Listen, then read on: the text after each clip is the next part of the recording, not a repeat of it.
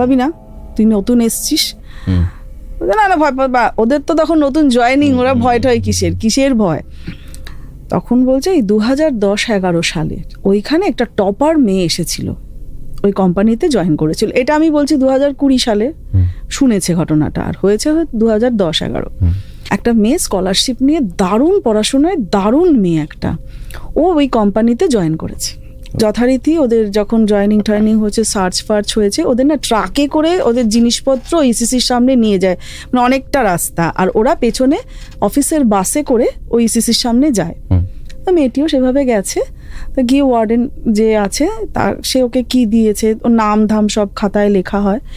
তখন ওই 3 তলার ওপরে একটা রুম ওর জন্য অ্যালট করা হয়েছে, রুমে 2 জন করে থাকে, পুরো 2 জন করে সেট, পুরো রুমটা দারুণ গোছানো, ভীষণ সুন্দর। প্রত্যেকের কাছে চাবি থাকে, চাবি দিয়ে খুলেছে দরজাটা।